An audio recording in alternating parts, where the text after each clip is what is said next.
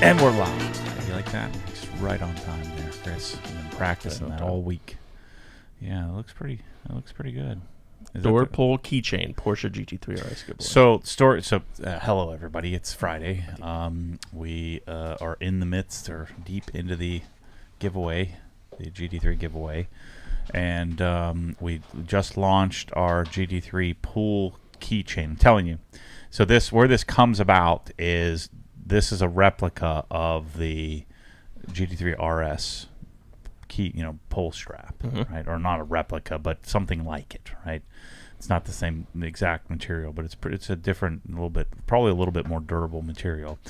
So years ago, I saw on the Ren list somebody had one of these things, and so you go to there's Renline on Suncoast Porsche. Like you can actually buy this pull for a 997 RS. You can actually buy it, but they're like $150 a piece, and most of the time they don't even have them.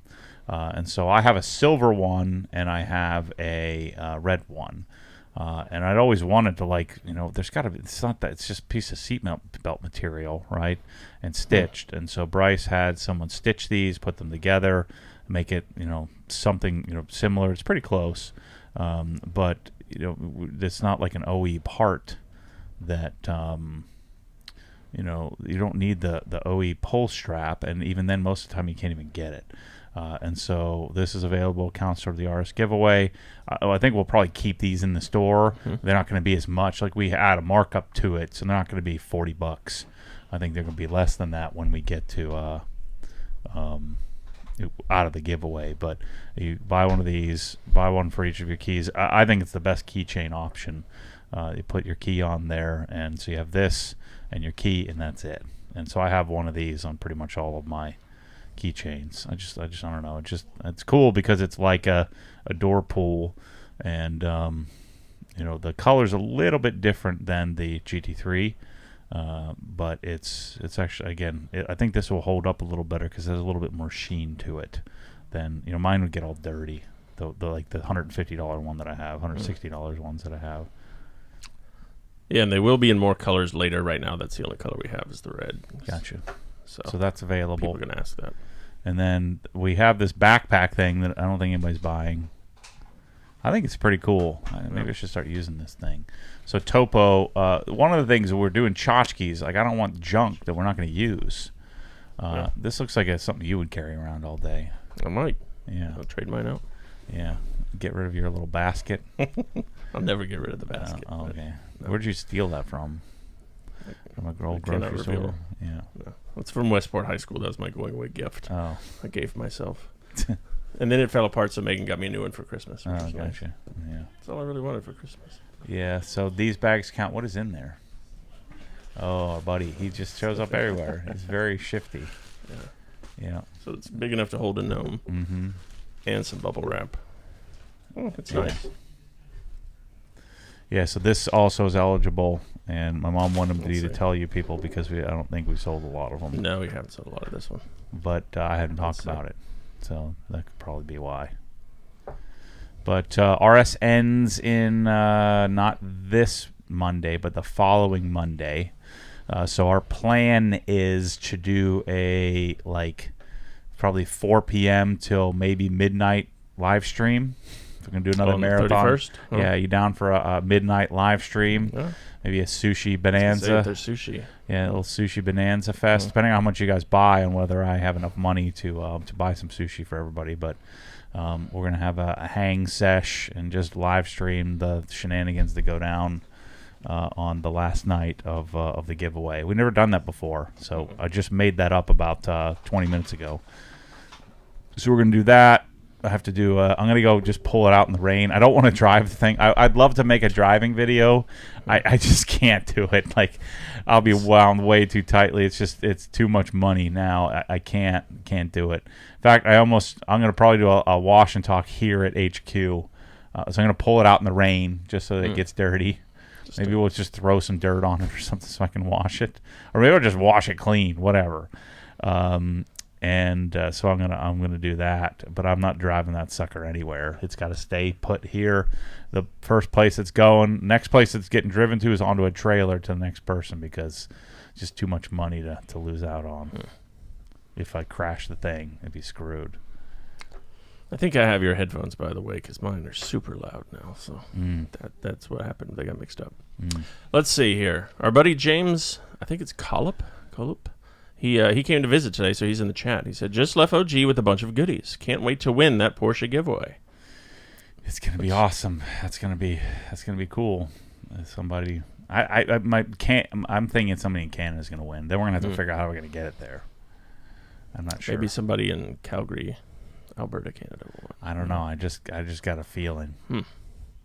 Let's see here. Adam says, any updates on the OG solution for storing Milwaukee drill/driver accessories in MSS drawers? Not yet. No, not yet. All right. Which speakers do you recommend for PC computer that doesn't require a DAC? AM3, Audio Engine, LYD5, and what were your thoughts on the PSB Alpha IQs? So he said for computer? PC computer that doesn't require a DAC. Yeah, I mean, AM5s are probably going to be our best option. LYDs need a DAC. Audio engines are nice too. I think the AM5s are a better sounding speaker than the audio engines are a nicer speaker, like the HD7s, HD5s, the A5s. The A3s are terrible. They're like these little pea shooters. They're not good at all. But the A5s are nice, and the HD7s, I think they have HD7, HD5. It might be HD3. I forget. But yeah, to not do some sort of connection between, you need a headphone jack. I don't really love the Alpha IQs. I told them they're just too lean. Like, they don't have enough output. They would for your desk or your computer, but they're they're like $1,500, and the amplifier, and it's weak. What they needed to do was make the Alpha IQs the one with a 5 1/4 inch woofer, not the 4-inch woofer. So they needed to make a bigger bookshelf with a bigger amplifier in it, and they didn't do that. And so the Alpha IQs to me are not very good. They sound okay, but they like the peak volume is like 50% of what you would want. Like if you were really jamming out in a decent sized room. So yeah, I think I think you'd really like a set of AM5s on a pair of isoacoustic stands, the small version isoacoustic stands, and you just plug the headphone jack into the audio output of your PC, and the thing will rip. And then eventually you could get a subwoofer if you wanted to. Get like a like the micro 3000 SVS sub would be sweet. All right, this next question is going to throw you for a loop. This person has a small budget, around $500 to do this. Hey, Matt, I'm looking to buy tools. I want like all kinds of tools, screwdrivers, sockets, ratchets, and a bunch more, but I don't have the budget to get fancy tools. Which brand would you recommend with the budget around $500? I'd probably look at Tekton tools for that. You're still not going to get a lot of them for $500. But yeah, I would probably go to Tekton to start. They're nice, they're shiny, they're clean. And you can probably get a decent amount of tools for $500. We have 2 people listening in Mexico today. That's cool. Chihuahua, Mexico, and Guadalajara, Mexico. Thanks for listening. Joseph Korger says, happy Friday. I'm thrilled for my GT3 giveaway dirt water to arrive. He's got some coffee coming his way. Hello from Odessa, Florida. Love the content, says Toto, with the Evolution. Brought me back to my import days. I thought it was funny when I heard Auto Fanatic was selling his new BMW also. Is it that bad? Keep up the good work. Oh, he's selling it? Yeah, he loved that thing. He's telling me how much I just did it wrong. That thing sucks. Yeah, I figured that's what happens. It's one of those things you kind of need to scratch the itch if you have to scratch the itch, and then you learn otherwise. My friends at PSI and friends at IND, I mean, they have it, and that's what they need to do that in order to, that's what their business is based on, and so, having the new M2 and the new M3s and stuff like that, and Keys Motorsports, they can make it really fun. But it's just not. They're just not for me. The new BMWs are terrible. You just can't do it. Kevin Miser says, hello from Irvine, California. Stoked for my very first live podcast. Nice. Let's see. Oh, we have someone in the Bahamas listening as well. Sean says he's thinking about coating his new granite countertops and my ceramic sinks. Mm-hmm. Can I use Gliss and Deluxe, or should I use something else? I don't know about coating granite. I don't know what that would do. You seal granite with a sealant of sorts. I don't know. I've never done it, so I don't think Deluxe would be the choice. I mean, Deluxe is a high temperature. That's the advantage of it. And so, I guess if you're putting like pots and pans on it at a high temp, maybe. So maybe that'd be a decent solution. But yeah, I'm just not sure. I've never done that. I'm not sure if there'd be any disadvantage to it. It's pretty porous, so you probably need quite a bit of product. Jeffrey Hutchin wants to know, is it okay to have the rust inhibitor in a clear bottle? I think so. I don't think there's any problem to it. I forget what the active ingredient is in that, but it's a pretty stable chemical, so I don't think it's a problem. My TFD Wookie says, back again from this freaking Arizona heat. So I looked it up. Look at that, 116 this afternoon in Phoenix. Yeah, well, we're 96, aren't we? Yeah. But probably feels just as hot here because of the freaking. Yeah. It's like Humidity. walking through soup. Yeah, that's summer. People are like, this is the hottest. No, it's freaking summer. 117. Those dorks are talking about the Earth is on fire or some bull crap. It's the summertime. This is what happens in the summer. It gets hot, and then guess what happens in the winter? It gets cold. That's how it works. Ooh, feels like 105 today in Ocala, Florida. There we go. A lot higher humidity here.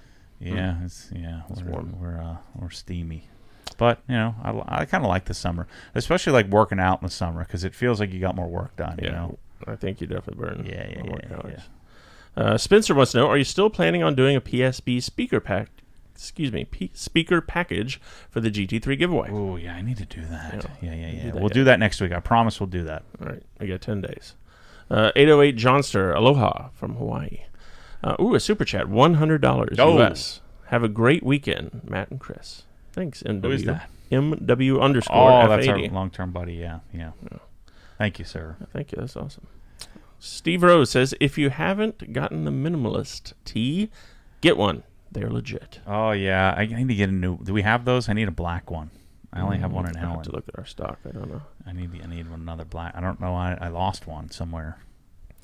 Let's see. Henry wants to know, has the gnome been named? Do you have a name for the gnome? I don't do that kind of stuff. I'm sure somebody else has named him, but... Yeah, I don't know of a name. His name is Shyster.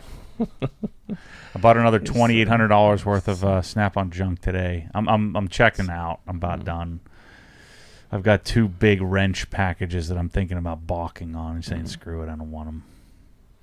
James Wilkins wants to know, do you have any ideas for an air freshener for your car? What do you use? No, I use either the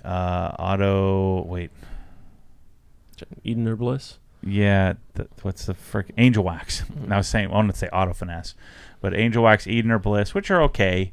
And then I'm bringing back Griot's leather, fine leather. That's my favorite interior scent. Which none of those really, they're not like great long-term solutions. The best thing to do is to get like one of like the Color Lock sponges and soak it down in it and stick it under your seat, and then that helps it last a little longer. I just like, to me, a scent is like after I've cleaned the car, I like a nice fresh scented smell when I first get in it, and then it kind of, I don't want it to be overpowering, dissipate. So I'm okay with the fact that most scents don't last forever.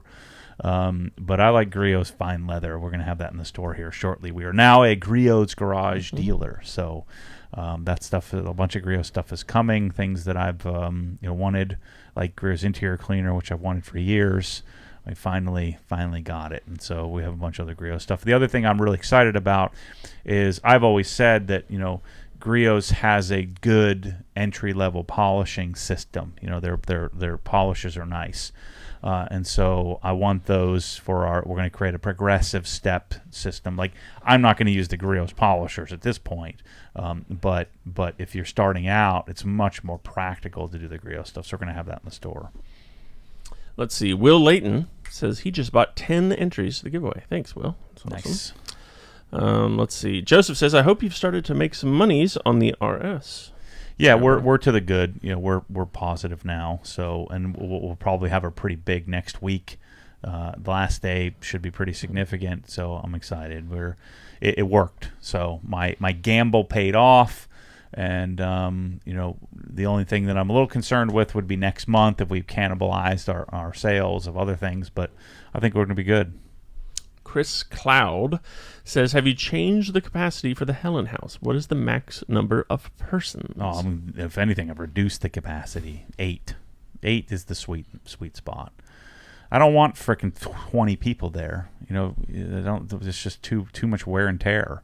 It really needs to be like 6 to 8. Six people is the perfect amount, But if you had like 2 families of 4, that would be okay. We had 11 there, and I didn't like it. Just too many people. You could fit 20 there if you wanted to, but I'm not doing that.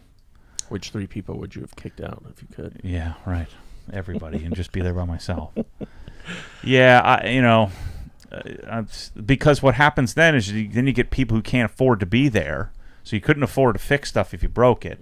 Because if you get like 3 or 4 groups of people there and they're all paying, $1,500 a piece, that opens it up to a demographic of people that, generally speaking, are not going to take as good of care. That will have more sense of entitlement. I found that, if I sell a Krensler to someone versus if I sell an Active to someone or a Karcher, the Karcher customer is much, much more entitled. They're not always, but a large percentage more have a sense of entitlement. Some of the things that frustrate me in the house, which I need to figure out, I need to either let it go or I need to come up with some very specific rules. Like, I got to get some aluminum foil, and I bought like 4 containers of aluminum foil. And so I go to open it up, and there's like 1/2 sheet left. Like, who's using all the aluminum foil? If you use any of it, you should buy another one. That way, like, I'm not just supplying this for everybody. It's like we're all in this together, and so you should replace what you use.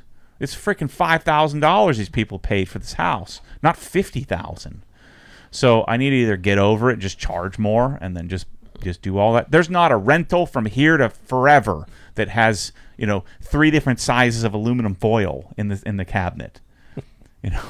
And so there's some of these things that I can't trust people that But in general, I've been largely right in that if you choose the right people. I just haven't set the parameters. I just thought that was common sense. If I ate 1 Ritz cracker from the Ritz cracker box, I would go buy another box and put it in place. I would want to leave the house there with more than it had when I got there. It's just the right thing to do. And so if I get a bunch of people there paying $1,500 to stay in the house, they're gonna use everything. They're gonna ruin everything, and they're going to wipe their rear end with my white towels. That's what they're gonna do, and they're gonna feel justified because that's what you do when you're poor and stupid. You feel justified. You don't have the sense of, hey, let me pay it forward to the world. Let me just get mine. And so I'm hoping to eradicate the get mine mentality with this house. One, by calling it, this is borrow for money. We're all in this together. So when I come there and stay there, I want to leave it a little better than when I was there last. So that way we have somebody in there now today, and so I left it better than when I got there. And so then I would hope that they leave it. I'm not asking people to spend a bunch of money. I'm not asking people to spend any more money. Just replace what you use and take care of. And, like the nice thing, even though I'm paying cleaners, like, you don't just throw a bunch of crap all over the floor. You just do the right thing. Help them out. These people aren't making a ton of money. And so, if we do that in everything in life, when I go to Walmart, I return my cart. Well, I don't go to Walmart, but if I did, I return my cart. If I, saw something on the floor at Publix, the grocery store, I'm not going to just point at it and start yelling like an entitled person would. I would pick it up and go, find the trash can and throw it away. If I drop something on the floor and I break it at Publix, I insist that I pay for it. It's my fault. Why do I have to pay for it? I dropped the frickin' yogurt on the ground. I'm going to pick the yogurt up, ask, and usually they won't let you, but hey, can I have a paper towel? I want to clean this up, and then I want to make sure that we scan this and I pay for this. Or I'm going to get another one, but scan it twice because I did this. I dropped this. That's the type of thing that I'm looking for to happen at my place, because it's really not my place. It's our place. I mean, the people that are going there, we're in this together.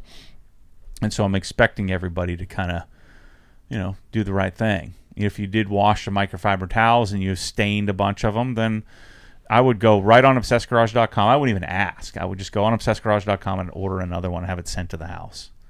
Hey, love the place. Thanks a lot. That's what I'm looking for, those type of people.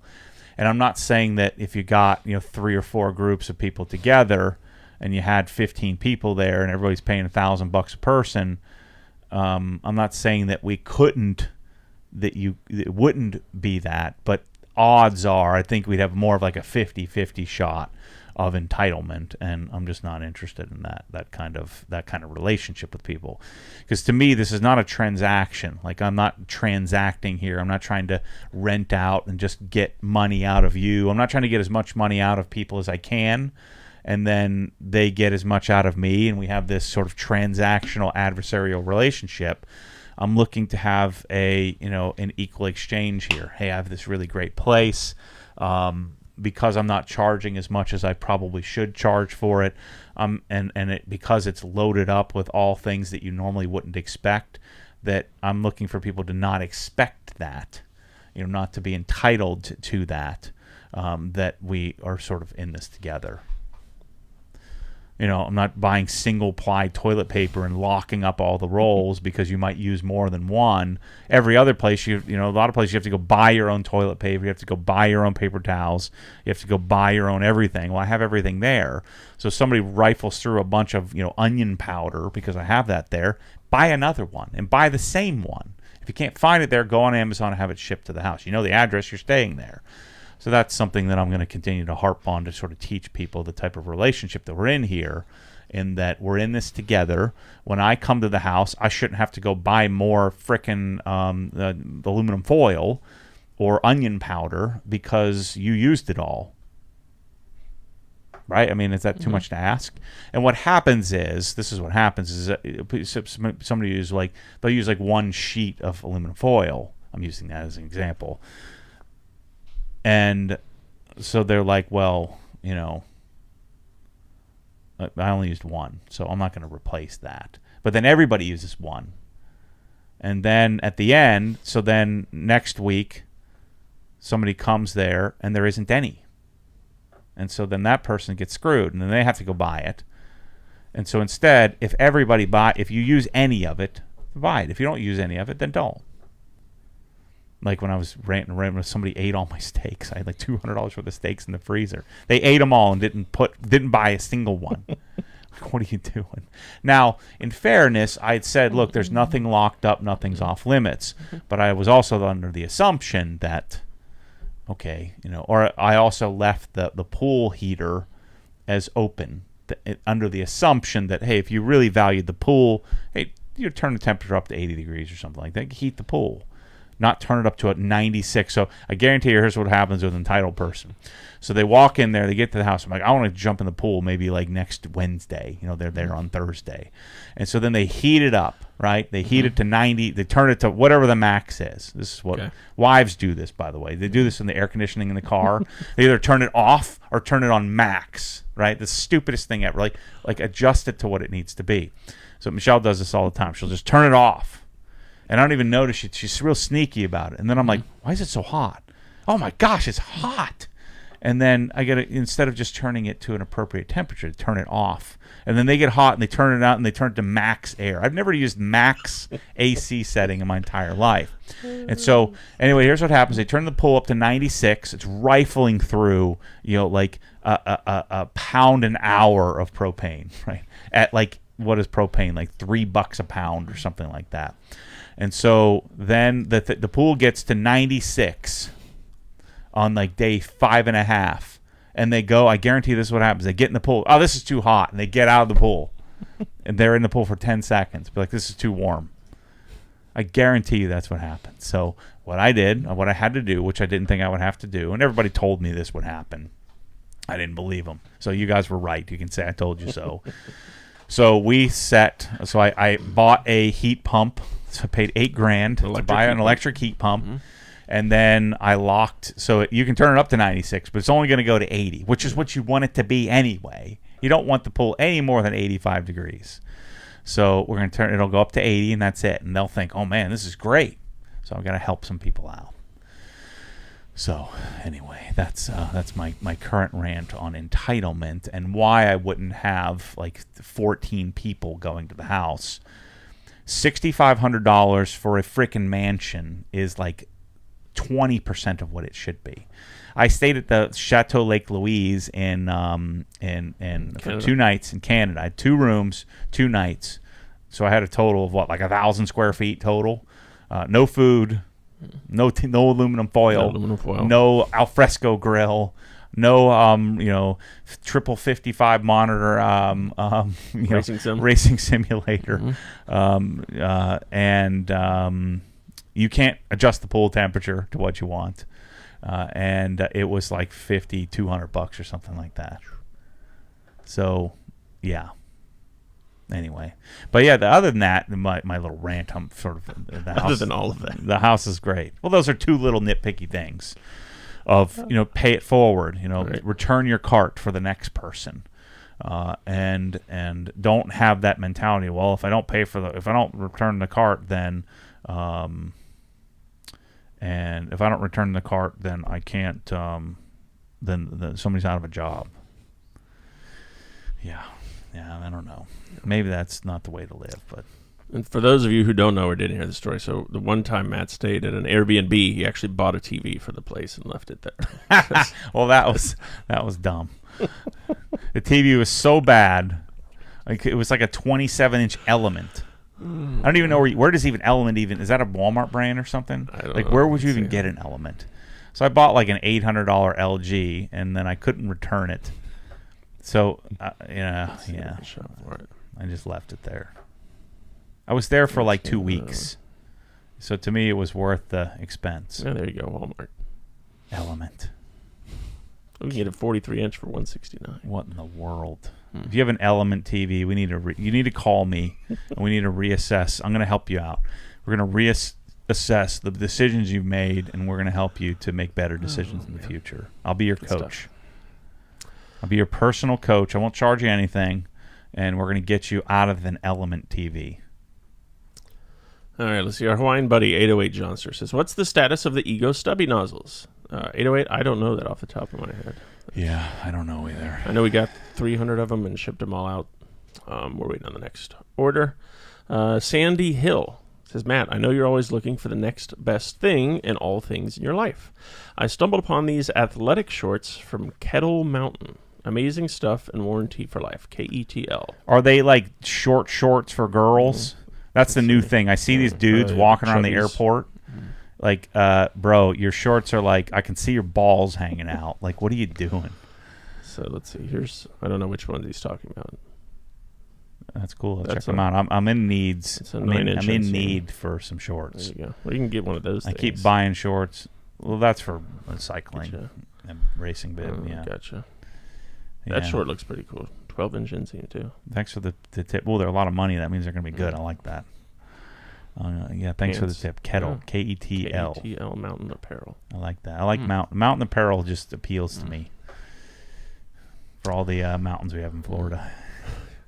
Glenn something Giaquinto. My press-all sprayer with Brake Buster clogged.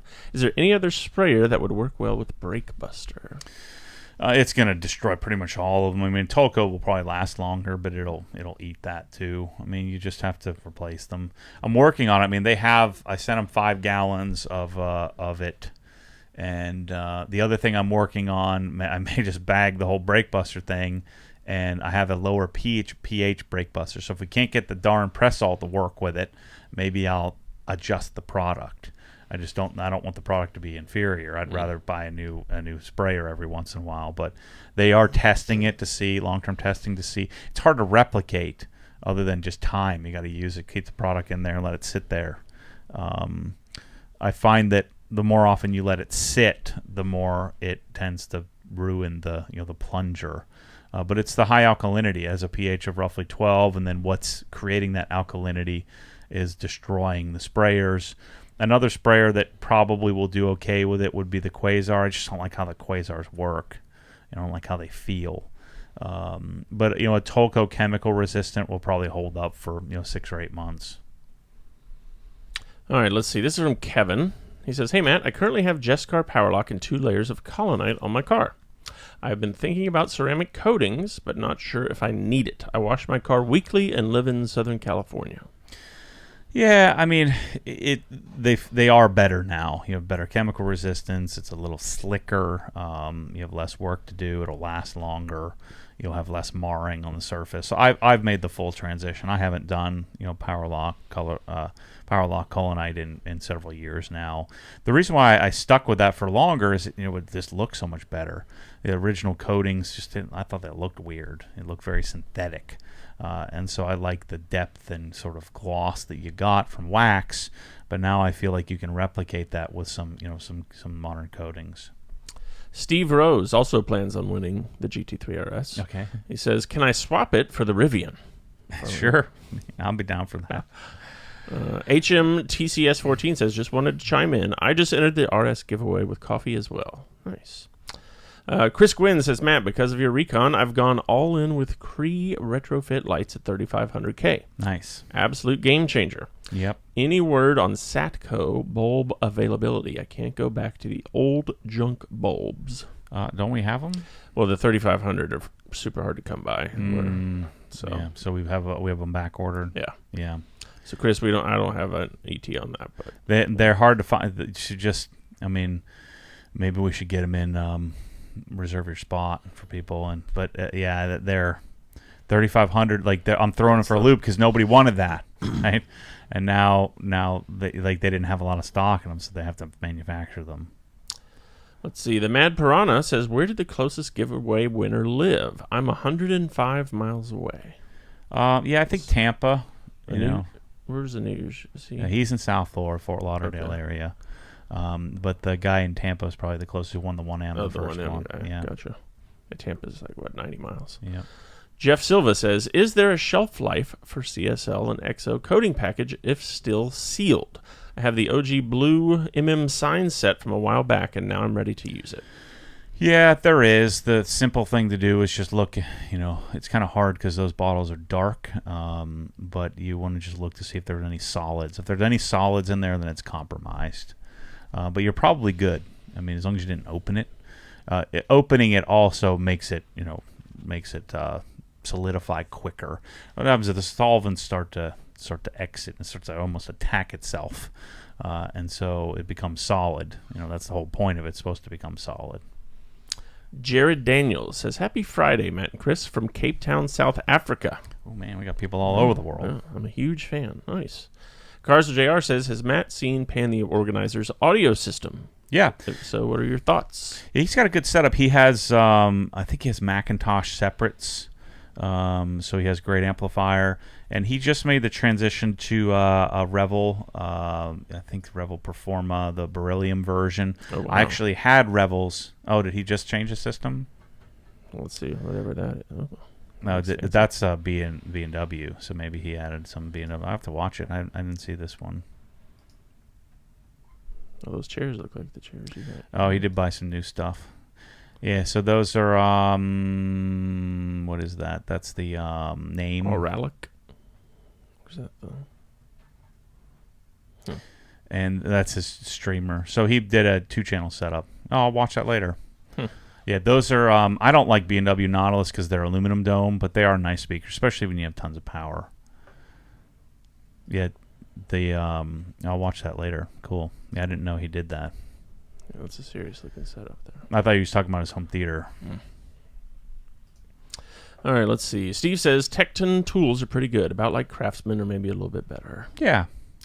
I believe it's a Taiwanese manufactured tool, which, I don't know. I just got all the Hazette stuff. I don't know that I'm in love with it. Got all the Snap-on stuff and just have all these tools coming in, and, even the, the sockets from Where I didn't love. They were just okay. So I'm thinking the Japanese. Some of you guys had suggested that I think the Japanese stuff appeals to me the most. The Nepro stuff from KTC is really, really nice, but it's almost too nice if that's possible. Plus, they're kind of lacking on choice. You can't have like a complete set of things. So I think one of the things that I'm interested in is Koken Tools. I'm thinking might be the ticket. So I have to call them back. I'll call them next week about maybe setting up. I just got all the Hazette stuff, and I don't think I'm in love with it. So I don't know what I'm gonna do with all that. Steven says, "Hey Matt, any idea or thoughts on starting a series for those building up their garage from start on a budget? A series for washing to ceramic coat. A lot of products on the website make it overwhelming sometimes." Yeah, I mean, I'm not the best guy to do anything with those two terms, on a budget. And what you'll find is that everything on YouTube is on a budget, no matter what you're looking for. And so I'm just not a big fan of that kind of stuff. But you're right, there is some more, dumbing down, or not dumbing down, it's the wrong term, but simplifying, because you're right, the site has become very complex, and that in the beginning we only had a few things, so it was very simple. Now we have a full solution. So that's part of our next year's goal, is to start to really dig into the simplification and packaging of things, so that we can make things more understandable. The other thing that I'm going to do is we're going to chase providing a lot of our friends in the industry that aren't in the detailing area, the Obsessed Garage system, and so that'll also help. And then we'll start to package things, bottle things. Bryce and Tommy are really deep into Pressall. We're really pushing them to get the Pressall thing set up, so that Pressalls function and work like we're hoping. So we're working specifically on that, and that'll coincide with us really working with a lot of other affiliates.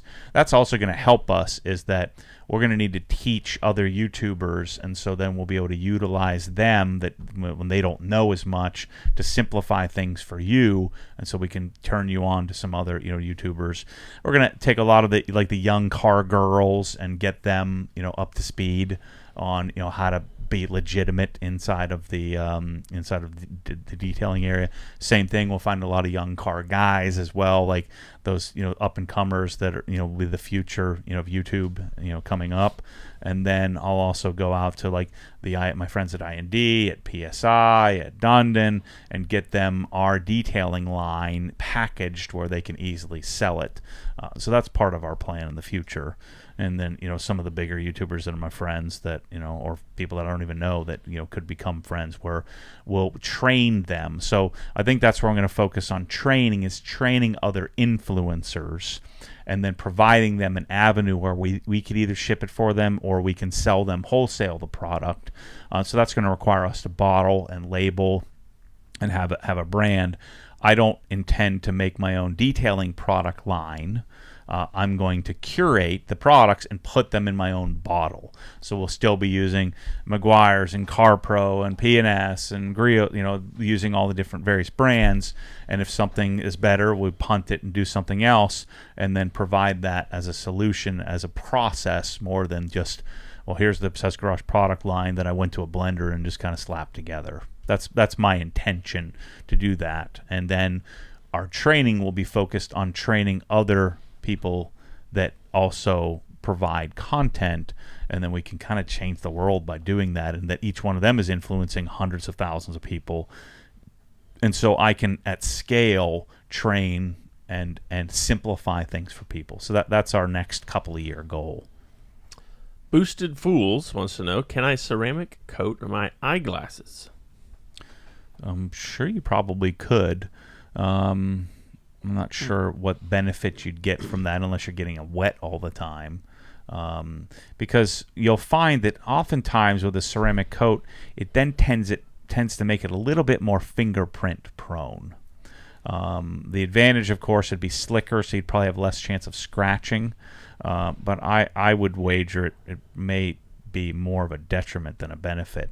Now, like the HDO optics from Oakley back in the day would have like a like they'd be water repellent. That certainly would be helpful if you're getting it wet all the time. But I think most of the time, probably not a huge benefit.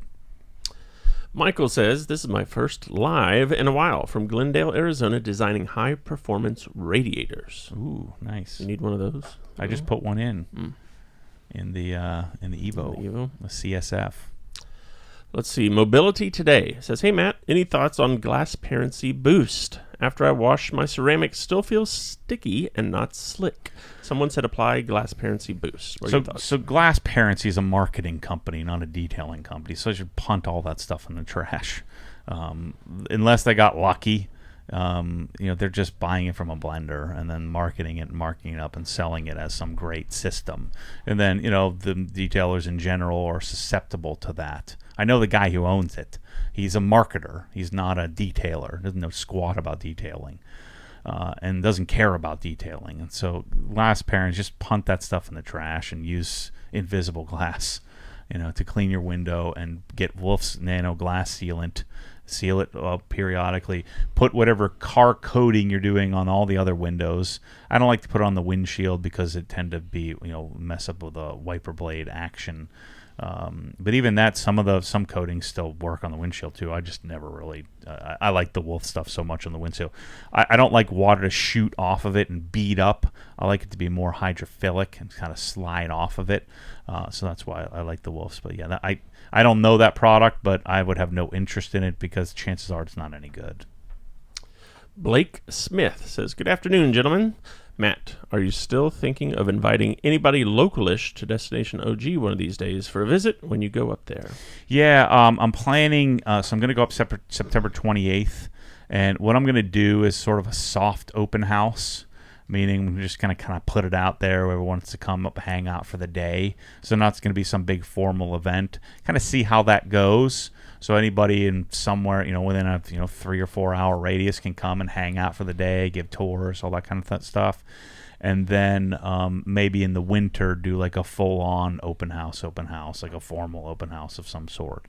Or maybe if that's successful, just have soft open houses every now and then for people who don't really, either they're not sure about borrowing it, or maybe they never are going to borrow it but would like to see all the stuff and get hands-on. I'd love sharing it, so I'm planning to do that I think I'm going up September 28th, so we may do that weekend, and just from Atlanta, Charlotte, Franklin, Nashville, the area around, the mountains, that even if you're up in Asheville or something, there's it's a pretty decent area. If you come up from Auburn or over in South Carolina area, there's a lot of areas that are close enough to drive up for the day.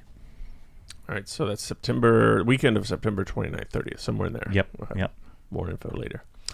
Spencer, Super Chat, $4.99 US. Matt, what made you decide to go with the Evo instead of possibly the new Supra? I wanted a manual, so the manual Supra is kind of hard to get. I wanted something that was a bit more open and airy, if you will. The Supras are really hard to see out of, very claustrophobic feeling. The purpose of me buying this car is so that I can go drive around. I don't want to try to get on the road. And to me, it just seemed like the Supra would make me more anxious, being you're kind of really tucked into that thing, and it's kind of very claustrophobic feeling. And so an older Japanese car, you sit up tall, you see all around it. I mean, the Evo is based on an Econo box, so that was my thought process on it. Also, is there any content in the works on Bryce's M340? Yeah, he has an exhaust sitting there that he wants me to help. We're gonna shoot a video on, so we'll do that at some point. Let's see. TFD Wookie says we made his day by mentioning him on the podcast. He's on shift today at the fire department. Very cool. Sorry to all those other guys who have to listen to us. James Clark. Afternoon, Matt and Chris. Looking at putting some tint on a car since moving back to Florida. Is Matt's tint of choice still XPEL Prime XR Plus? No, never was. Yeah, no. It's Formula One Pinnacle from Lumar. Air Blue 80 on the windshield. like 25% or whatever, 20% Formula One on the rest. All right, let's see. VF Imtree Photography says, "Hey Matt, I just got Evo 2 and a huge air compressor setup. I have a few questions. How can I market and explain the advantages to customers about dry ice? What would your approach be?" I mean, I think the avenue, the best avenue, and the avenue where you'll probably see the biggest benefit is, heading in the air-cooled Porsche direction, as well as like the classic Mercedes, classic BMW direction. Not muscle car, because those guys are too cheap, generally speaking. You're looking for the sort of that discerning, but you got to be careful in some of those crowds, because you can also get into cheap people, not poor people, but cheap people, where they like older cars because they're cheap. So you're looking for like Scott Ailes is the prototype, Scott Dreisman. He's like the prototype guy, in that he's not cheap. He understands value, is willing to spend money on his cars. You'd also, I think, want to target the bring a trailer market. So anybody who is, you try to find out who in your area is frequents bring a trailer. You'd want to take care of all their cars for them. Especially if they don't have any interest of doing dry ice cleaning. But I would try to get into the best realm would be to get into the air-cooled Porsche market somehow, because those guys tend not to be cheap. They tend to be very affluent. And you just don't want to end up in affluent cheap world. You certainly don't want to end up in poor world. You don't want to be like trying to serve the Evo crowd, the old young Evo crowd, or they wouldn't even wash a car, let alone dry ice clean a car. So I'd be trying to target and think about, put yourself in a situation who is affluent, because this is a massive luxury, who is affluent and sees value, like the bring a trailer crowd, and who is affluent and not cheap. And so again, I think I'd be heading in the Porsche crowd, and then combine that with what cars do you like, what cars do you want to work on. Do you hate old school Mercedes? Do you want to mess with that? And just to clarify, because we're talking about two different Evos, and there's a third Evo. Oh. So you have the Evo car. Yeah. The Evo 2 is a dry ice cleaning machine. Yeah. And then the Evo grill. So we're talking about the dry ice machine, just for anyone. Got a little lost there. Barbecue Jones, our buddy Gary, shopping spree winner, says, "Now that I have the Evoque 20 set up and should get the SVB subwoofer shortly, what speakers will be the best for this round sound? Would Evoque 10s work, or should I match and get the 20s?" Yeah, I mean 10s are fine. You could get 20s as well. Like at Helen, I have Evo 20s as the rears and side surrounds, and I have Evo 10s as the Atmos overheads to complement the Evoque 50s. They're all timber match, so it doesn't matter. Generally, you wouldn't want to do bigger speakers in the rear than the front, because they're just not creating as much sound, if you will. There's not as much mastered on those channels. But an Evoque 10 would be more than sufficient. You're going to run it as small anyway in any crossover or any tuning software. So Evoque 10s would be fine, but 20s would be a nice match too. Michael Brett says, "Hello from London, England." Man, we got people everywhere today. Maverick says, "Hey Matt, I'm building a new house here in Florida. Mm-hmm. Due to my budget, you advised me to go with the Cree CR6T 3500K bulbs for cans throughout the house. Yep. Would you suggest the typical builder rocker switches or something else?" Yeah, I mean, if you have the budget for it, you're going to want Lutron, and if you have the real budget for it, you want to do Lutron Radio Raw 3. That way you could interconnect the whole thing. But generally speaking, I would want to do, either Lutron Maestro. So the hierarchy is just regular Lutron Claro, which is the regular flip switches, right? Mm-hmm. Lutron Claro. Then you go to Lutron Maestro, which is not interconnected in any way. Then you got Lutron Caseta, which you can do up to 90 or 49, I believe, devices on your system. And then you got Lutron Radio Raw. Now it's Transition Radio Raw 3. And then you have Homeworks. And so the switches look the same. Maestro, Caseta, and Raw and same thing with Homeworks. They all look the same. There's one other line. I think it's called Sonata or something, but you wouldn't go down that path. But you either do the Claro switches, or if you want dimmers, then you would do the Maestros or the Caseta stuff. But yeah, I mean, if you can swing it, you'd want to start looking into it. And we could design it for you if you want. Doesn't cost you anything, and order it for you if you want us to do it. You could also say some rooms I'm going to do the interconnectivity, and other rooms I don't care as much, so you can do combinations of it as well. But a raw 3 system for your house or a raw 2 system is probably going to cost, depending on how big your house is. If it's like, let's say it's like a 2,500 square foot house, you're probably somewhere around $6,000 in light switches and control. Caseta probably somewhere around half of that, and Claro is going to be somewhere around half of that. So $1,500 or $2,000 for like the Lutron Claro stuff. But I like the wall plates. The wall plates, or the Diva style wall plates, are really nice. A follow-up to Gary's question about the Evo 20s versus 10s. Also, I need some floor stands that aren't too tall. Do you have any ideas for that? Yeah, stand 10s from Dynaudio. We can get those for them. Deagle456 says, do you have any interest in an E39 M5? I could see you liking that car. No, I don't. I got to spend a lot of time with that car. My senior partner, Jim, one of my mentors in my life, had one, and so I got to spend like a month with it and dialing it in, and I sold it for him.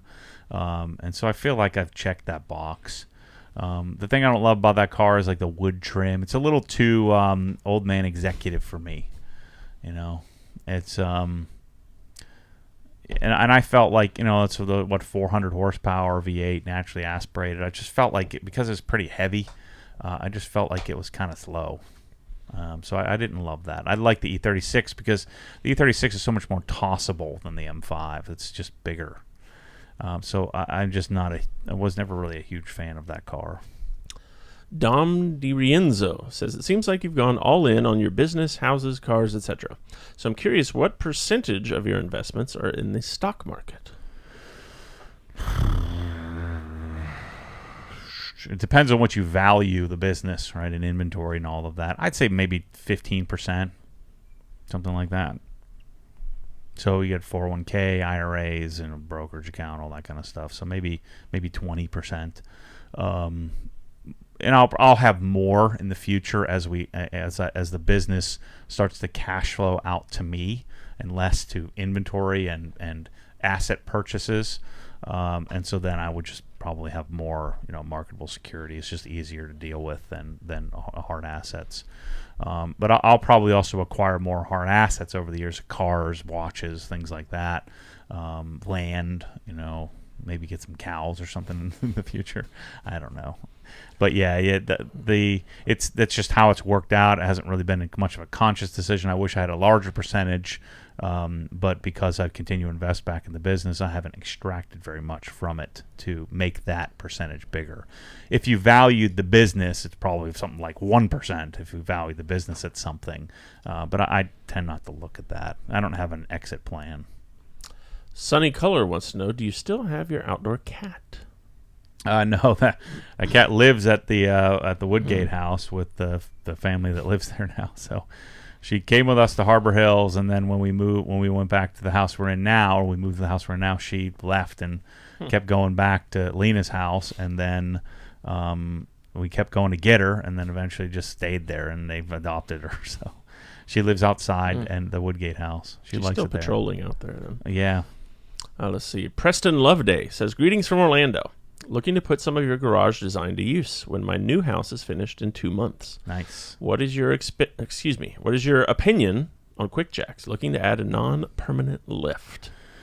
Yeah, I like jack stands and a jack better. So I would rather have a jack point, jack stands, and a Pit Boss jack. Combined with, I would use like Rhino ramps. I just don't like those freaking stupid things. They're like 90 pounds a piece. You have to put them somewhere. They take up so much space. So unless you have like a shed somewhere and you're willing to haul out 200 pounds worth of iron, I mean, they only go up as high as a jack stand. I just don't like them. Yeah, it's a little quicker if you just leave it on the floor, but then you got this ugly looking thing on the floor. I've never been a fan of those. I don't like it. Luca says, hey, Chris, do you have any stock updates on the snapback hats? Can we order them and just wait till they arrive and ship the order when it arrives? Luca, I don't know. Bryce may be able to chime in, but if it's on reserve your spot, then that's the thing to do. Is just reserve your spot, and as soon as it comes in, they'll go out. If it's not reserve your spot, that means it's like way too far out, and we don't want to do that to people. Here's a good question. This might set you off. So, Emerica 2020 says, why would I clean after paying a cleaning fee? There is no house? I don't have a cleaning fee. There you go. I'm not asking you to clean. I'm asking you to not be a dirtball. But yeah, I don't have a cleaning fee. That's the whole point. Is that I'm just charging a flat rate. There's no security deposit, and yet I'm asking you not to break stuff. Just don't be a freaking dirtball. Do the right thing. Just clean up after yourselves. Because all you're doing is screwing the people that have to clean.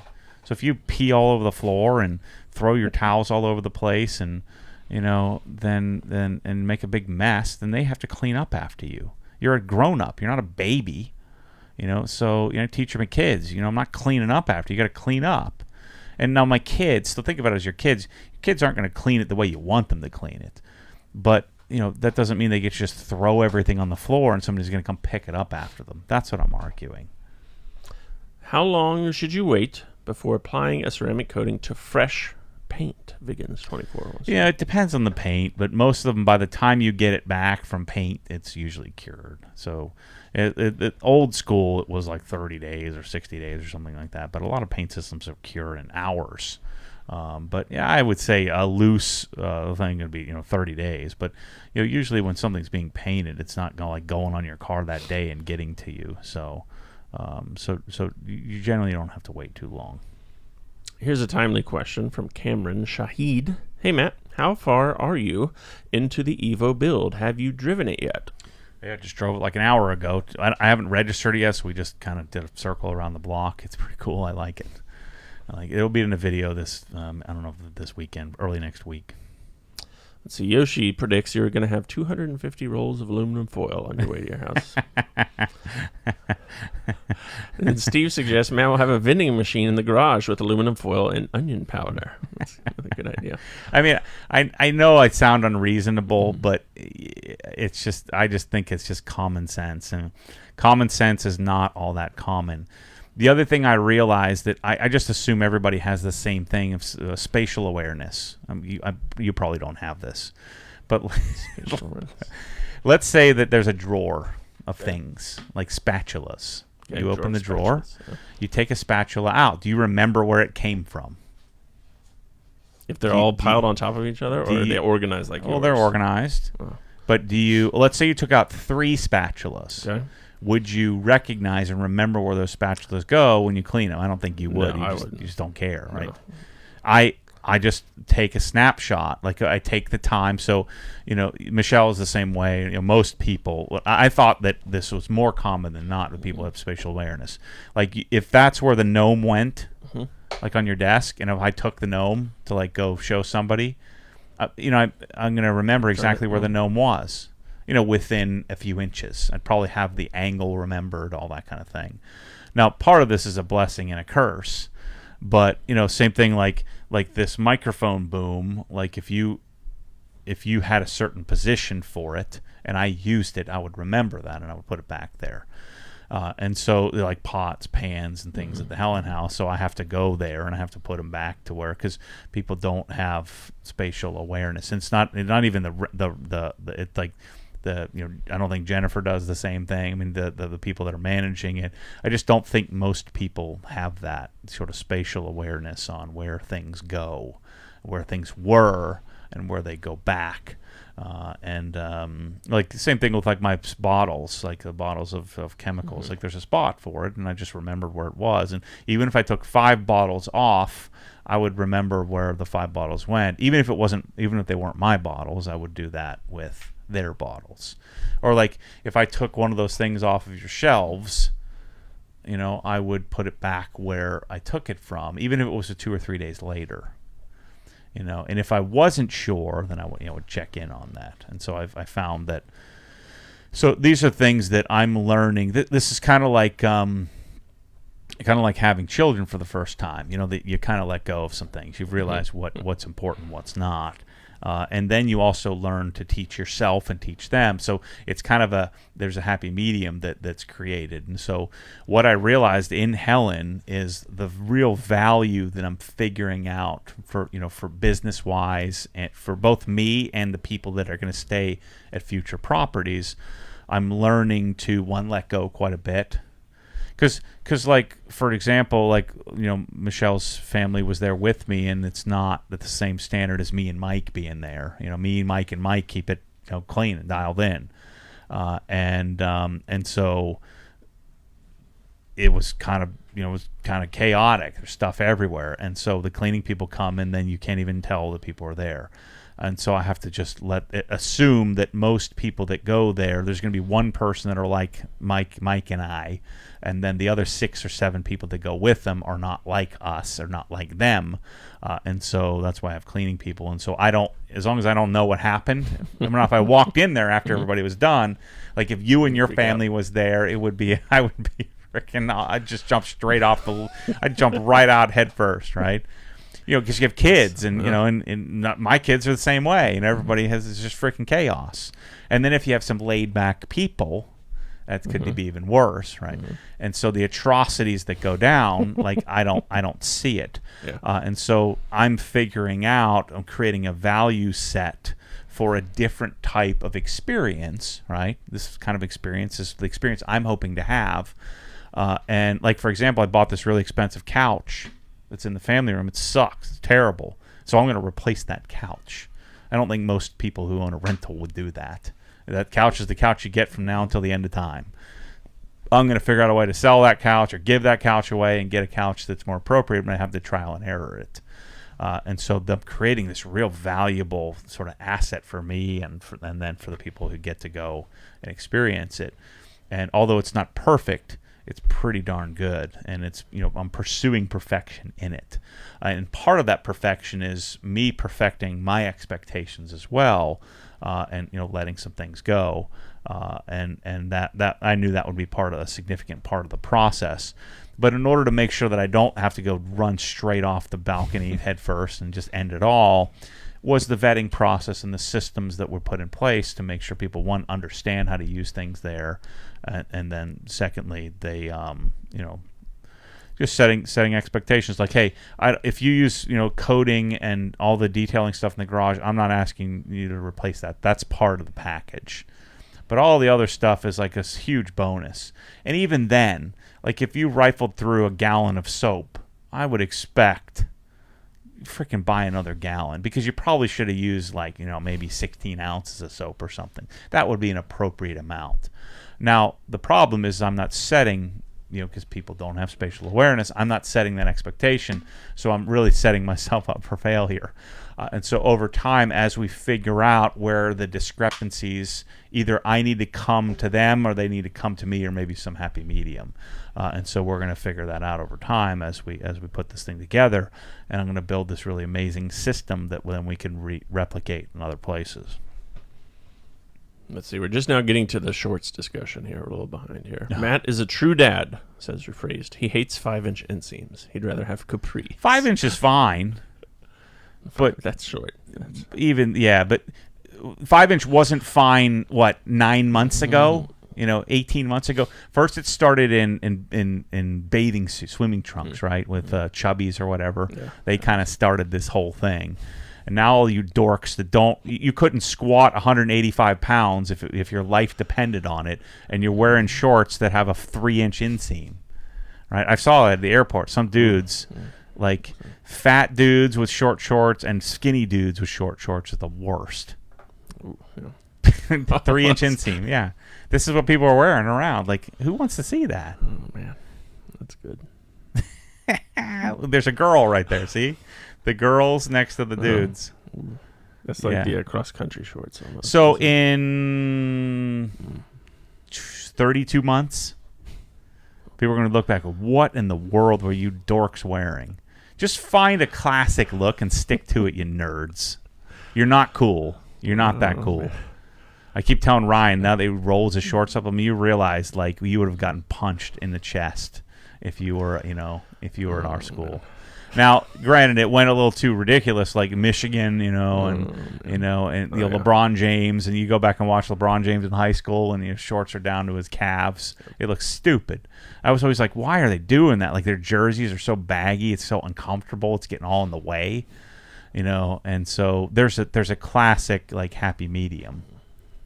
So you nerds that are wearing your shorts that are girls that pull them up to their armpits, that look stupid. And then dudes now are wearing, girl shorts. You look like a girl. Oh, man. Stop this nonsense. Well, with all this knowledge that you have. Greg Stutson wants to know, when are we getting OG shorts? We can have our own branded shorts. I don't know. Yeah. And then our own Nathan Miller says, Kettle Mountain are mountain biking shorts. They are tough. Yeah, that might be your new favorite brand here.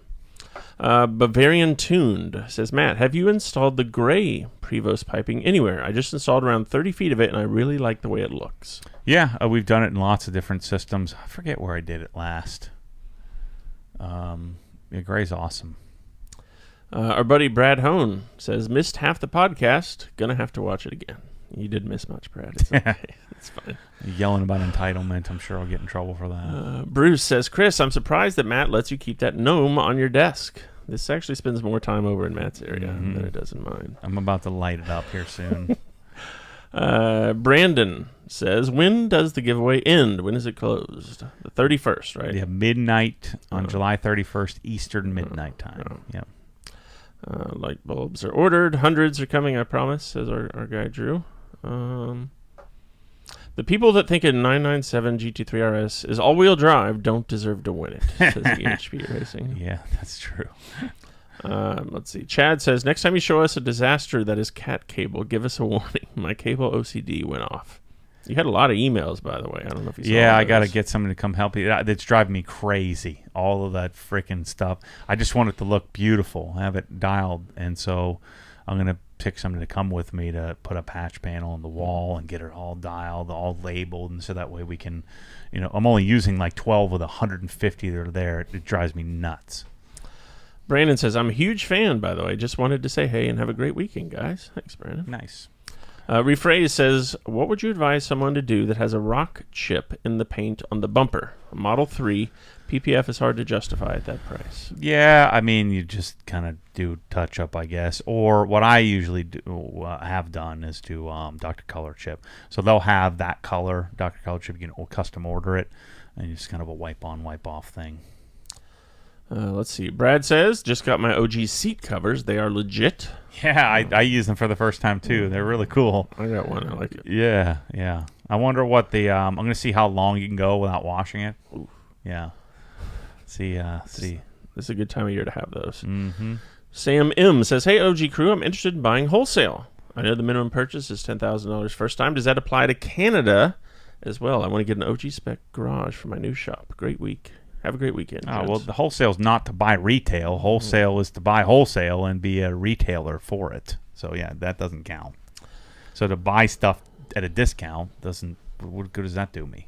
I need people to buy massive bulk, like hundreds of thousands of dollars, and then you sell it. That's where our wholesale relationship would work out. Frankie M. says, Obsessed Garage, I see there's just 10 days left for the GT3 RS giveaway. I just bought my entries. Good luck, everyone. Nice. Thanks. Philip says, excited to go to Helen this December, especially with all the new stuff like the Sim Racer, etc. Yeah. So good and bad news for me is I was sick as crap the first couple of days, and then I was driving the Nürburgring, and I didn't get sick. So that's pretty good. I maybe I've gotten used to it. I hope that. And so the guys are actually going to add Assetto Corsa and Assetto Corsa, the championship version of it. They just had we ran out of time, so they just have to set up all the parameters and all that crap for it. You got a first-time super chat from Mike, $9.99 US. Hey, Matt, I have an apartment. My setup is pretty good. I'm curious what you'd recommend to cool the garage. Swamp coolers don't work well here in Houston, Texas due to the humidity. What would you recommend? Yeah, you're just gonna have to suck it up, I think. If you're not, if it's not yours, you don't want to buy a mini split. I mean, I think fans like the Ego fan is probably your best bet, or if you don't want to do something permanent. I'd probably buy Viper fans and mount them on the wall. But, I mean, that's not going to cool it other than just to keep the air moving. Let's see. Wags, our buddy Corey, $20 super chat. Says he wrapped himself in foil and dove into the pool, and he doesn't want to be judged for it. At 96 degrees. It was him, wasn't it? Oh, man. Yeah. That's the problem. Let's see. Greg Robinson wants to know, do you have a recommendation for some bright driveway spotlights for night washing? Yeah, that's something I want to figure out. You're going to do some sort of version of like a parking light, right? So there's all kinds, like Cree has a bunch of commercial stuff. But I haven't gone down that path yet. I think the key, if you can get 6,500K, and if you can get it up high, that will hopefully help with the bug issues. Get it up 20 feet or so. So 6,500 will attract less mosquitoes theoretically, and then having it up higher, the bugs will hopefully go up toward the light and not down to you. But there are some really sophisticated fixtures where you can really control where the light is, like we don't have a lot of light bleed. But I have to figure that out. Let's see. Evan Turner says, happy Friday, Matt and Chris. Any idea if Milwaukee will be expanding their polisher offering? Hopefully a 3-inch is in the works. Yeah, unless something's changed between SEMA. They didn't have anything in the works yet, but I've implored them. I talked to the developer of it, the regional, national sales manager, so it's on the list. The Merca is the one to get. I don't know they're going to be able to beat that thing. But obviously with having like batteries would be nice. And I think that they should do a 3-inch and M18, stick with the 18-inch, the M18 style battery. But we'll kind of see what they come up with. I'm going to talk to them again at SEMA, and we'll see. All right, let's see. Steve Richardson says, any word on my Ego blower? I got the ring attachment, but no blower.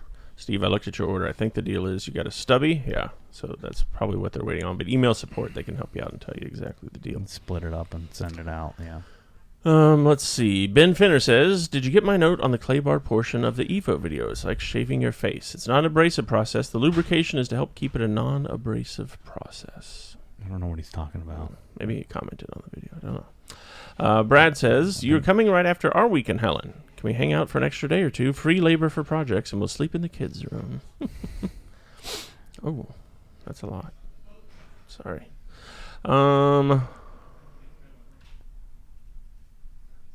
Peyton says, I'm building a new 2-car detached garage, adding blocking to the walls for the Sabre cabinets before drywall goes up next week. Yep. Pumped. Smart. Nice. Make the install a lot easier.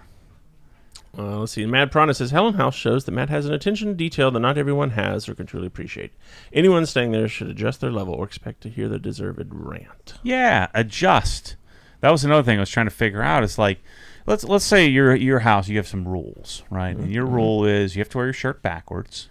Okay. And I think that's ridiculous, but that's your rule. House rules. Oh. And you have to take your shoes off, which, I don't do at my house, but you can do at your house. And that everybody has to brush their teeth when they come in. You just have these specific rules. Okay. Now, I may think those rules are ridiculous. Now, in that case, those rules, wearing your shirt backwards is probably ridiculous. There's no justifiable benefit to anybody for that. But still, that's just a simple courtesy. And let's say I was staying at your house for a week. Well, I would do that. Why not? Or I just wouldn't come. Mm-hmm. Like, no, I don't like wearing my shirt backwards. It then pulls on my neck weird, and I get I get anxious because of that, or whatever. So you have some specific rules, and then I would honor that, and I could figure out how to live with that. In fact, I would probably overly compensate for it, but some people aren't capable of that. They just can't. Like, they're messy, dirty, and they just can't solve. They can't not do it. I just can't. I cannot relate to that at all. You'd be like, if you. I guess it's probably like if you told me, okay, you got to go to Sebring and you got to run like a lap that's like insanely fast or something. Like, I just can't do it. Like, I'm incapable of doing it. I think that's how some people feel with these common tasks of, like, whether it's keep your freaking stuff clean, wipe your counter off, or something like that. Like, that's to them like asking me to go climb Mount Everest or something. It's just not. I couldn't do it. I'd freak out. I'd have problems doing it. But I don't know. Some of these simple things, I just don't understand it. Nobody wants to be dirty. No one likes to feel dirty. So why don't you just freaking clean up? Melvin Gutierrez has a good idea. He says, I told the wife that if we win, we will book OG Helen for the day just to celebrate and do our own wash and talk there with the GT3 RS. Nice. That's good. Let's see. And then Brad says, if he wins the GT3, he wants it delivered to Helen. There you go. Okay. Clap 9. This is a good question for you. I'm getting my first garage and want to get all of your products like flooring, cabinets, lighting, etc. Okay. But I'll have to do it over time. Yep. What would you recommend starting with? So do paint first. So paint the walls first, then do lighting second. Or possibly lighting first, then paint second. Just depending on how it works out, depending on how sophisticated the lighting's going. But generally you'd want to paint, that way you can just put the lights right over top of it and then just touch up if you smudge anything. So paint, lights, then floor, then cabinets, then the fun stuff, the accessories, the pressure washer and all that kind of stuff. It was how I would do it. Yoshi, after all your shorts knowledge you're dropping today, he says, didn't Matt used to wear Jinko jeans? No, I didn't. I didn't wear those. So I always wanted, because this is like early, late 90s, mid to late 90s skaters, some of my buddies. Those are for the wannabes, Oh, man. But the like skater buddies would my mom wouldn't let me do it, but you'd buy like 40-inch waist. And then you'd buy them like really long so you could cut it so they were a little bit wider on the bottom. I didn't like that. And then the dirtier they were, the better. And then of course you'd have your belt with and then you'd have your chain wallet. I definitely had a chain wallet for sure. I did too. Sadly. Big old dog chain, get caught on my knee all the time. I had devised this like quick release mechanism so I wouldn't like kill myself. Oh man! I had these little snap rings that would snap off, and so that way, if I ever got hung up on something, yeah. Oh, those were the days. I just learned what Jinko stood for. And now we got dudes wearing 3-inch inseams. We've done a full 180 here. Jinko is short for Judge None. Choose one. Oh, really? I didn't know that. Wiki says Wikipedia. Interesting. I'm judging. You look like an idiot. I like the days of skating, and then we went to like nice and like normal pants, and then of course all these dorks went to tight jeans. But that's so uncomfortable. Why would you want that? How about just like a normal, like that's who I like the rancher style. They've just stuck to a style. Just stick to it. This looks normal. Yeah. It looks good. They've stuck to the same jeans from the beginning of time. Looks great. Let's see. Jack wants to know, hey, Matt, could you reflect on the biggest lessons learned growing up in Pennsylvania? Coming from trailer park must feel a world of difference to now having the Helen House.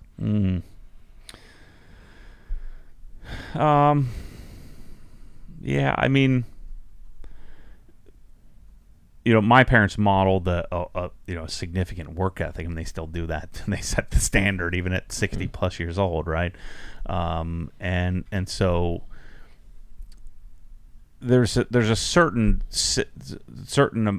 a decent amount of modeling and parenting and upbringing that kind of sets you straight. But generally speaking, if you have two parents that at least like you, and they at least discipline you to some extent, then I think the lion's share of your life or your future life experience is, self-inflicted, if you will. So your personality is going to dictate, a lot of your future, your path. At least that's been my experience.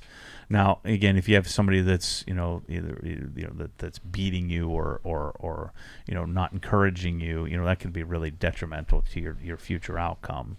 But generally speaking, if you have two parents, as long as they don't screw it up too badly, you're going to be in pretty decent shape if you have a decent personality, like if your personality drives you toward some form of success. And so growing up there, pretty much the entire area is blue-collar modeled, right? There's a few doctors, a few lawyers, a few professionals, but in general, even if you're a business owner growing up there, it's like you're a blue-collar business owner. You own a HVAC company or something like that. And so I was surrounded by two types of people. I was surrounded by primarily blue-collar, hardworking people, as well as blue-collar, not-so-hardworking people, especially, growing up in the trailer park, some delinquents. So you could just see the stark difference in the trailer park of the blue-collar, hardworking people and where they were headed, and the opposite. It was almost like these polar extremes that you would see. And it was just so simple and so clear to me that, man, I'm not going to be one of those delinquents. They can't pay the bills. They're always getting kicked out. And yet they have money for all the things that, they would have money for pit bulls, and they'd have money for weird stuff, alcohol, things like that. They'd always have money for that somehow. But yet they couldn't pay their power bill, and, they couldn't clean anything up. And so, I have a mom who's obsessed with cleanliness and organization. Even though I didn't do anything, I didn't cut grass, I didn't wash a dish, I didn't clean my room, I didn't do anything. But yet the model was set for that, and so that's what that's what I guess grew into. It's weird because I had some bosses when I was younger, when I was in my teens, and my boss, the one lady, would always give me a hard time or give my mom a hard time because she did everything for me. And she thought that I was going to turn out poorly because I didn't do anything. Now, I think the thing that drove me most was seeing those examples of delinquents and being afraid of, like downright afraid of that, like being around people that were either intoxicated or people that just weren't doing the right thing. I'd get anxious. I would run the other way, whether it was people that fought, I didn't want anything to do with that, or there were people that were stealing, or there were people that were drinking or doing drugs. It was like bug repellent. And I think some of that is just seeing those, growing up and seeing some of that, a little bit of that, not a lot, but some of that. And even some of my parents friends were kind of delinquents. They grew up in that world, and so some of their some of our family and friends were like that. And so that modeling of work ethic combined with being around the negative, and then even as I got older, my teenage years, having skater friends who most of them weren't going anywhere. It's funny, none of my friends, I didn't really hide it, but one friend asked, probably junior year, he said, I've never had you in any of my classes. That's because I'm an AP, I'm in honors. And but I didn't look the part. I looked like a skater kid, and I just go skate with them after school, but I was in AP biology and AP geometry and honors engineering and calculus 1, 2, 3, and so, and I was going to go to Villanova, and so that sort of growing up. I wish I would have had more modeling or seen more, from an academic side, because I didn't really like that. It wasn't my passion. So the growing up, so it was the trailer park was Pittsburgh, and then when in Hazleton we lived in just a normal middle class community in a normal 2,000 square foot house, and so. Those formidable years of my life, you get to see that side. But then I also got to, the second type of person I got to see was, my mom cleaned houses, and so we got to go to a wealthy business owner family. The Woolies owned Woolies Fish in Pittsburgh, so it was a fish market. And it was a second generation, third generation thing. Now the kids, I think Luke owns it now, or some. Maybe one of them did. But it was two brothers that owned Woolies Fish, and then the one dad was had the three boys, so I got to see them. But they went to tennis camp. They they went to the country club, the Shadyside Country Club, and my mom cleaned their house, and they were hooligans, those kids. I'll never forget the first day we went there, my mom read us the riot act. You better be on your best behavior. These kids don't say, oh my God, they say, oh my word. They are very prim, very proper. I get there, the one brother's holding the other brother down, hitting him in the ankle with the end of a screwdriver. It was just pure chaos. She cleaned their house 3 days a week, and it was just total filth fest. It was gross. But they like Luke didn't wear shoes until he was like 20. You know, he would never wear shoes anywhere. But Luke was passionate, loved fishing. Now Luke is he owns a fish restaurant, you know, and you know, but like they had gotten like a 386 Max. It was my first time playing like Wolfenstein 3D. So they had a computer. They played hockey. They played tennis. They had, you know, they went on vacation every year to some place. They had like this crazy, amazing 4th of July party every year where they rented video games and bought all kinds of candy and had like it catered and all that for all their customers.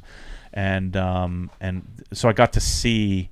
Now those people are probably, you know, 1/10 as wealthy as I am, you know, now. But like to me, they were like in a completely different stratosphere from where we were. And all they're paying my mom like $10 an hour, and I thought it was crazy that they can have that much money to pay someone like $80 3 times a week, you know, to come and do everything for them. She watched the kids, cleaned the house, did everything. And then the other family we went to was a completely opposite family. They were actually proper. He was the chief of staff at like UPenn or no, at Pittsburgh, University of Pittsburgh, like the main hospital. He's like chief of cardiology or something like that.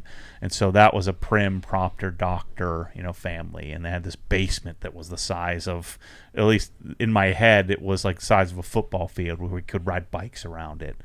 And so that family, I would clean the basement for $5. So on Tuesdays and Thursdays, so I'd make $10 a week. And that's how I'd buy my Air Jordan. So every summer we'd go with, every break, every holiday we'd go with my mom, and we'd have to just be in our best behavior, or with those kids, you know, with the boys, just running around the neighborhood. You know, some of the best days of my life were at that house. So I got to see what a doctor, and then the neighbors, like the neighbor of the doctor had a sport court, you know, where it was like the multi-sport court, and I think it was like, you know, it was like $50,000 or something, and my mom would just talk about how much money that was. It was just, you know, we'd go there and get the chance to go up there and shoot on the, you know, on a sport court was amazing. Just see what these people had, and so I got to see that and get to experience that, and really was sort of part of their family. You know, because we were there. It was me and my sister. My sister didn't have as good of a time because the boys, they were all boys, and they were all my age. So it was really awesome for me. It really sucked for her. She had to just sit there and do nothing all day for 8 hours, you know, 3 days a week. So anyway, for that family, I would weed, you know, and she would try to get their kids to do work, and I would always keep working because I wanted the money, and they didn't need the money. And so she would always try to make them do it with me. Next thing I know, you know, they're firing mud off the neighbor's house while I'm pulling the weeds, you know, just doing something shady, breaking windows, stuff like that. They put a raccoon in a neighbor's mailbox that they caught. Put all of their like ski gear on and duct taped everything. They took the raccoon out of the trap that they caught, you know, one of those two-way traps, and they jammed it in somebody's mailbox. We always had leftover fireworks that would always be shooting somewhere, you know. It was just, you know, it was interesting to see people who, they had enough money where, you know, the ramifications were different. There wasn't like the fear of God put in them because they didn't have any money to bail out of a situation. And so those years in you know, in Pennsylvania, you know, growing up and seeing these, you know, different ways of life. So we would leave the trailer park area and go to, you know, the shady side and the, you know, the fancy parts of Pittsburgh, and to kind of see that other modeling was super important for me. But I was blessed in that I was pretty smart, and so I didn't know how to study. I didn't kind of have that figured out, but I could just show up and figure things out.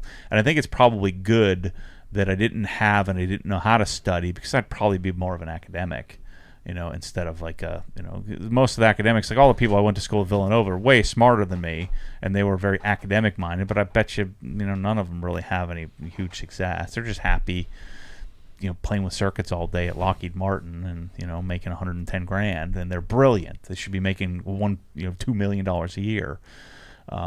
Or they're still in college somewhere as a professor or something like that. So I've had all these different experiences, and then going to Villanova on the main line to see the wealth that's there, and then selling electronics, selling high-end home theater to really wealthy people. But the one thing that I don't know, it's because we started so low on the totem pole. Like, I never envied any of that. I just assumed I would figure out how to get it.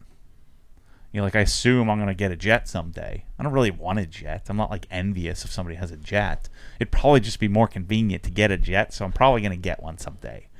And so, that's the part that I really struggle with in commenters and things like that, in that, I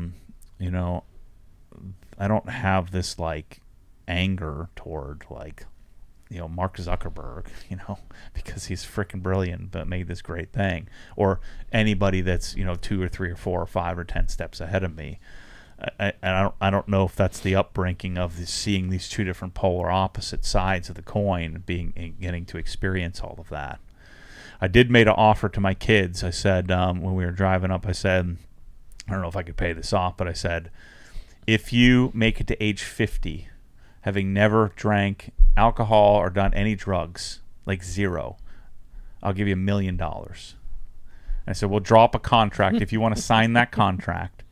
I think that'd be a pretty good, excuse, especially to your teenagers. Look, I'm not drinking because I'm going to get $1 million. I mean, that'd be a pretty thing. That's a good incentive. Yeah.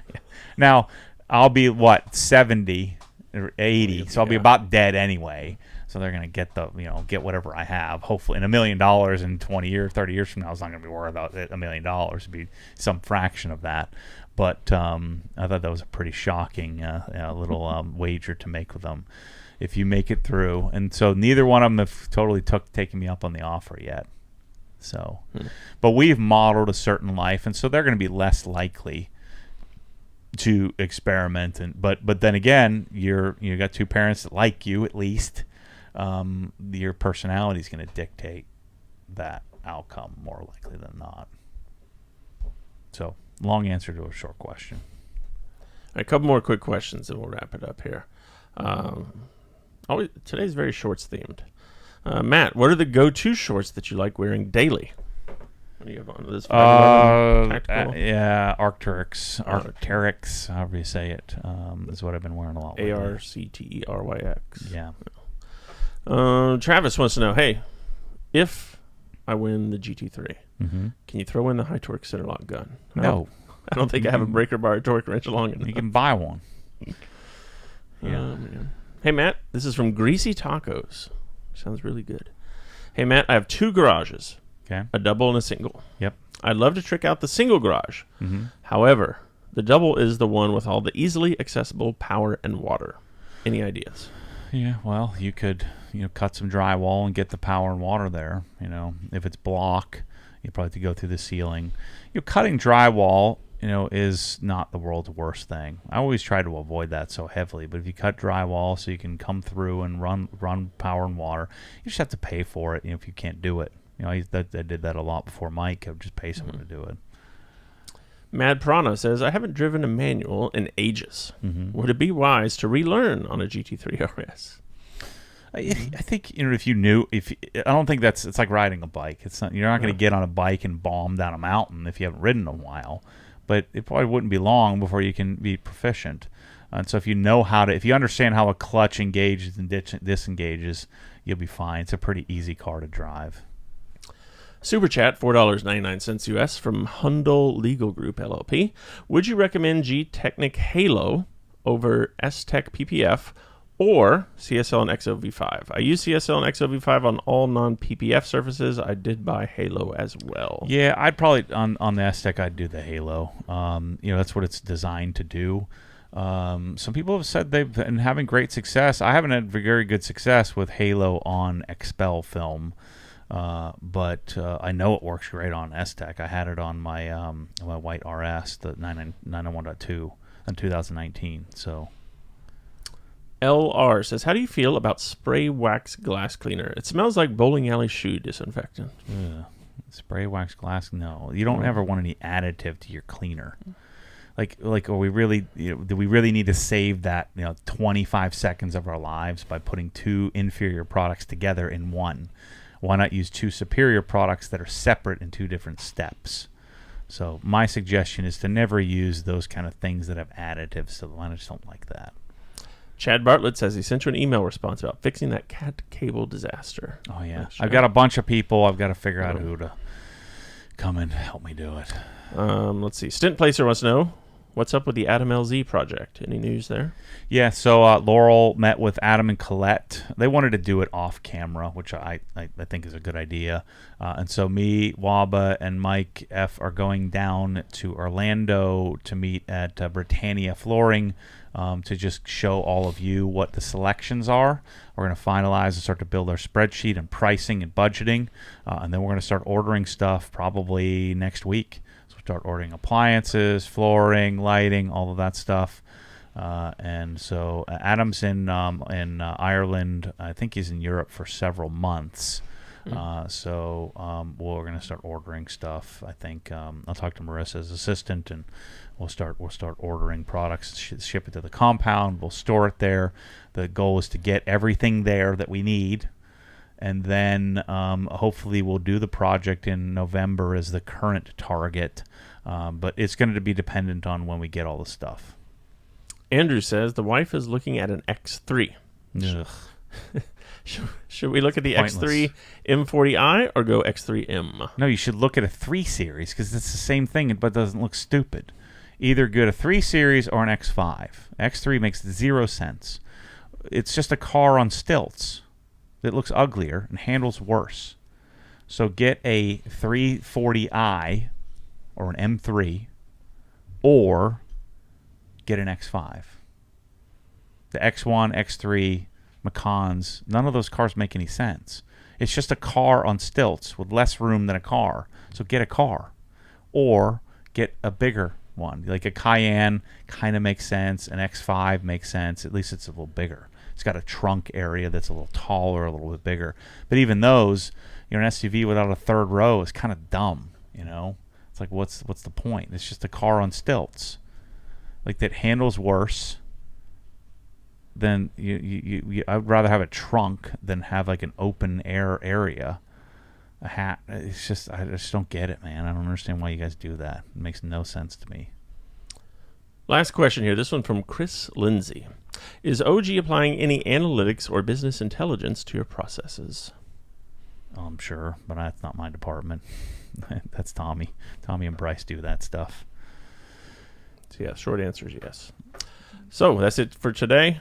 Thank you all for watching. Thanks for the questions. Thanks for supporting us. We do appreciate it. Yep, RS And, giveaway. Go buy some yeah. stuff. Get your spot in. 10 days left. Yep. We'll With see you guys. See you guys next week. See ya. Thank you. Later. Oh, we're gonna do an in GT3 podcast. We're gonna sit in the car and do the podcast next week.